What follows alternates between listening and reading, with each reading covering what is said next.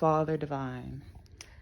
Father Divine was born in 1877, and he died September 10th, 1965. He had no children.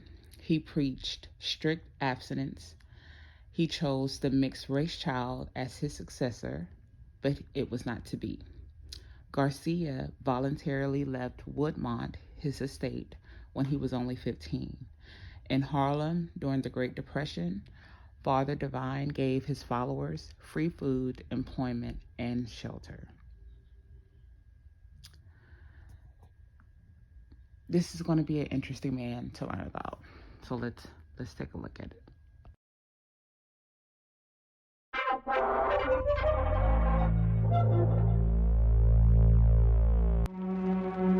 Father Divine became God to millions, both black and white.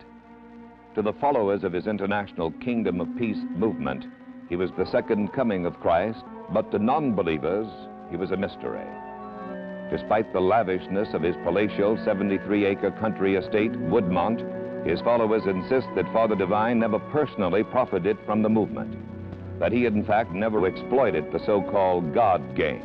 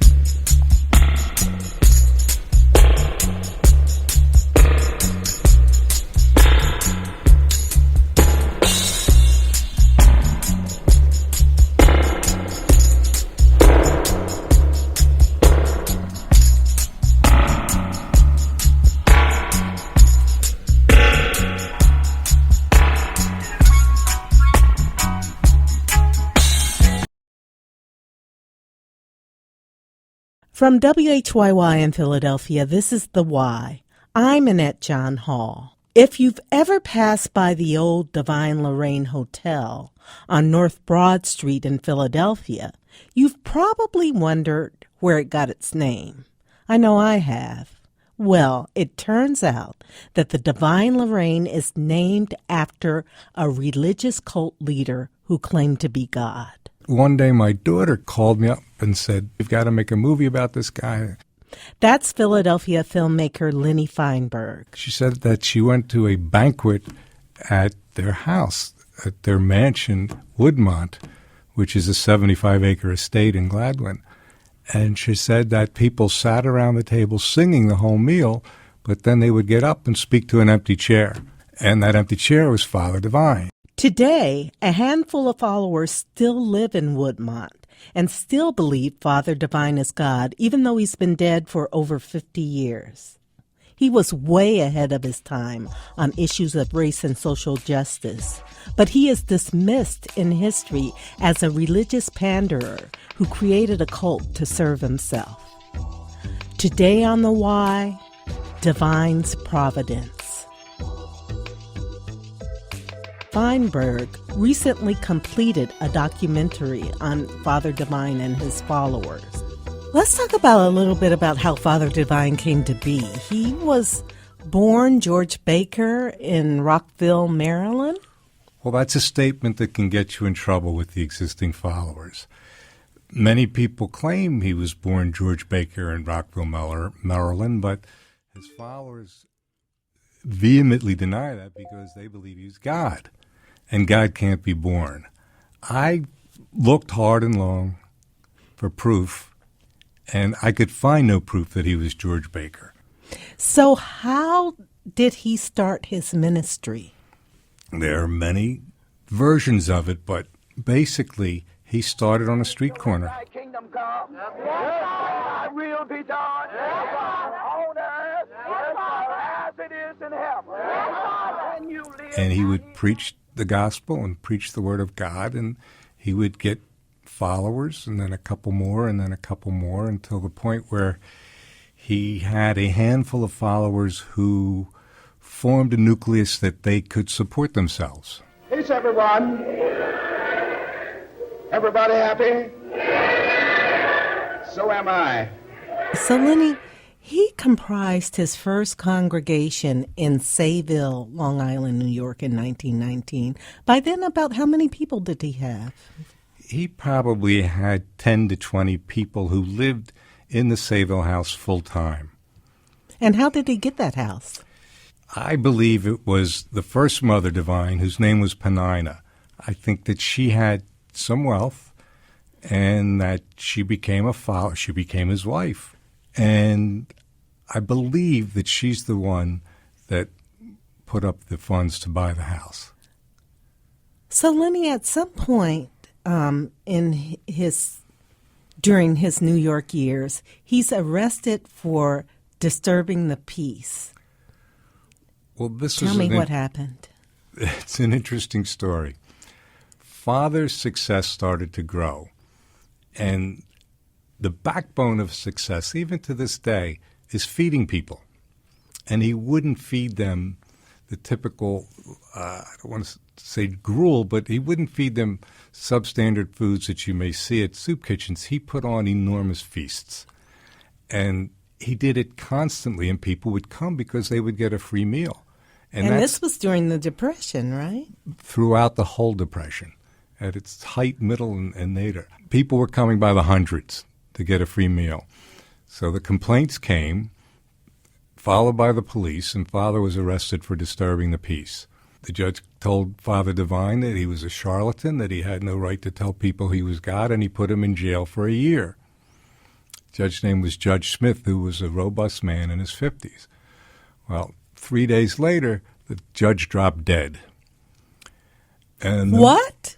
Well, 3 days after sentencing Father to the harshest punishment he possibly could, the judge dropped dead. And Father, supposedly from his jail cell, said, "I hated to do it." The newspapers loved it. They said, "Father Divine kills judge who put him in jail." His followers, who wondered if he was God, that was probably confirmed for him at that time. Huh? Sure. Judge Smith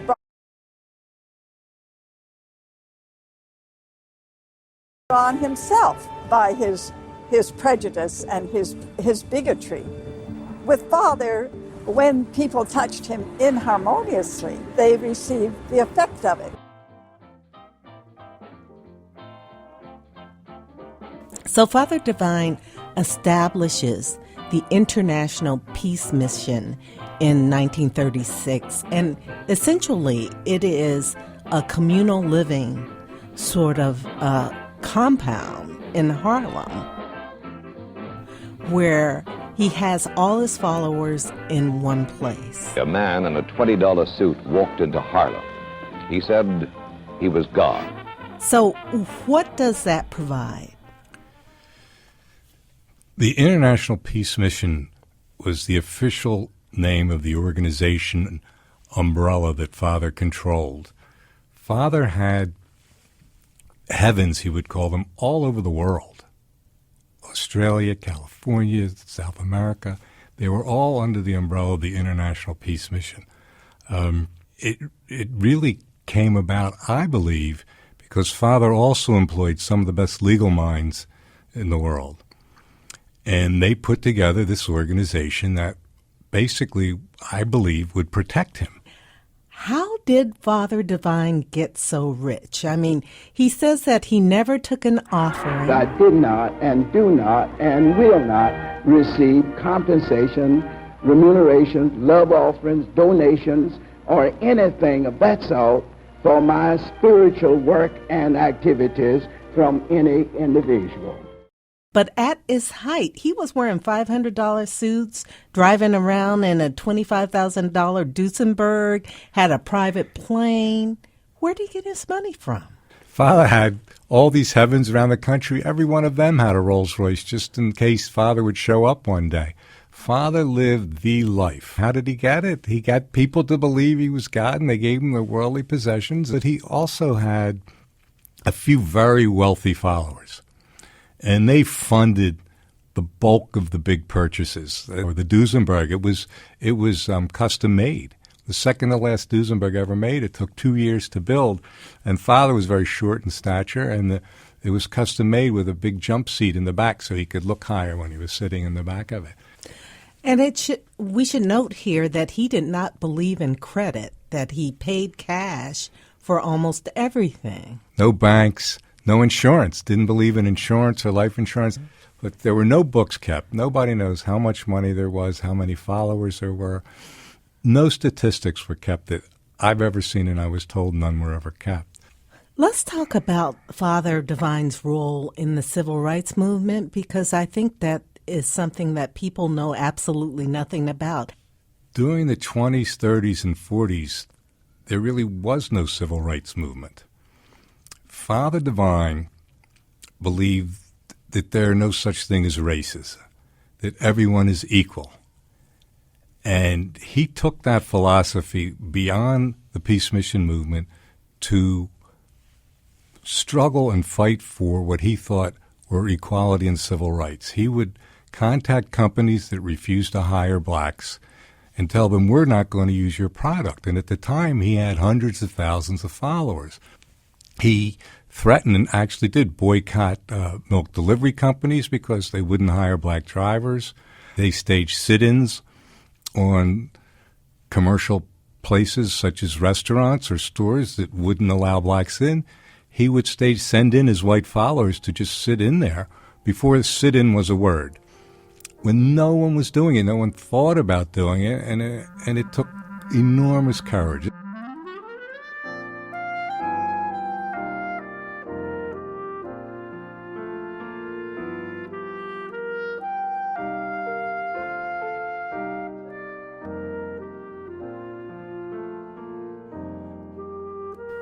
So in the 40s, Lenny, Father Divine marries the second Mother Divine, and she's white.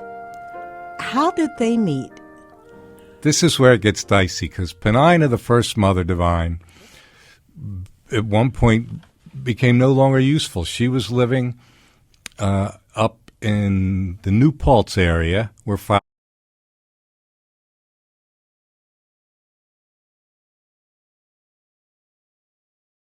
had a lot of headquarters, had a lot of properties there, and Father was down in Harlem.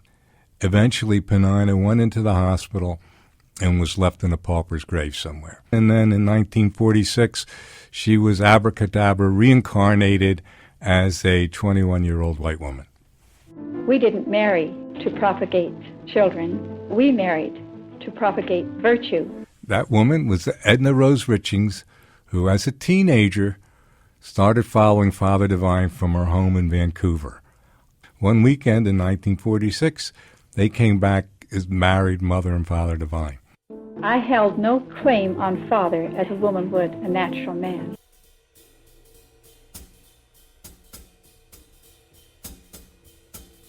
If you ask me why he moved to Philadelphia from New York, the answer is because one of the people who gave them all their worldly possessions, a married couple, decided a year into it that they wanted their worldly possessions back.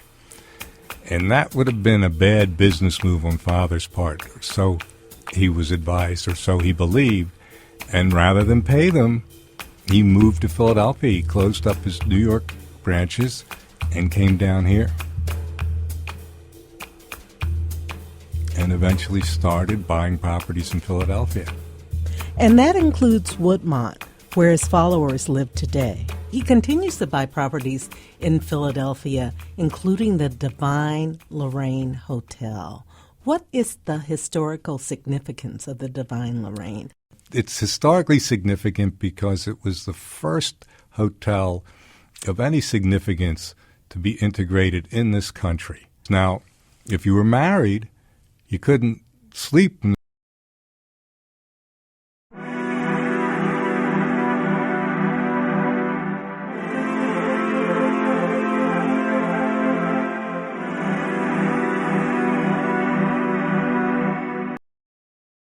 The estate is today the center of the international peace mission movement. Father Divine, a self-proclaimed God and leader of the movement, was given the estate by a follower, John Devout, in 1953. His followers renovated the mansion and placed an American flag prominently in front reflecting Father Divine's patriotism. They also added a garden like those on previous peace mission properties. An open house was held on September 10 to 12, 1953. Followers visited Father Divine here until his death in 1965. All furnishings in Divine's rooms, including an antiquated television set, have been left as they were at his death. The estate is now a shrine to his life, and a meeting place for his few remaining followers.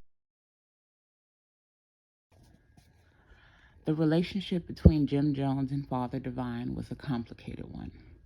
The leader of People's Temple visited the peace mission in Philadelphia a number of times between 1960 and 1971, sometimes as a student of Father Divine's techniques, sometimes as a competitor for Divine's followers, and at least once as a self-appointed heir apparent to Divine's ministry, membership, and assets. The two men met on several occasions before Father Divine's death in 1965 and found themselves in agreement on issues related to integration and civil rights, even as they differed on others, such as the nature of Armageddon. That anybody could walk away. You did have to make sacrifices to be a Father Divine follower. And there was one woman, her name is Lynn Comer. I came to the Peace Mission at 6 years of age. It was shortly after my mother died. I have a sister that went with me, but familiar attachments were discouraged. She's married, has children and grandchildren, and to this day she's still feeling the shock of growing up as a child and believing that Father Divine is God. Lynn had a lot to say. He built an empire, but in my feeling, it's on the backs of people. When you start having to control everything they hear, when you have to control everything they think, when you have to sing the same songs over and over, you are not really giving them free will. You are giving them a form of slavery. I know you are God.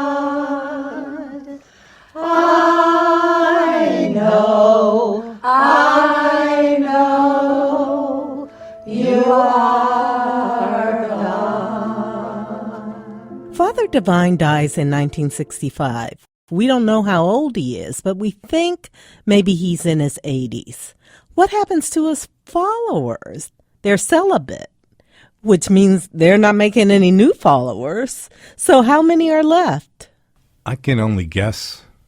I don't know. I can only guess that there's less than 24, and that number's diminishing. I recently had some contact with a follower who wouldn't tell me specifically, but said that there are fewer people there now than there was last time I was there, which was probably 5 or 6 months ago. But they won't give numbers. They never did, and they never will. So, Lenny, why isn't Father Divine better known?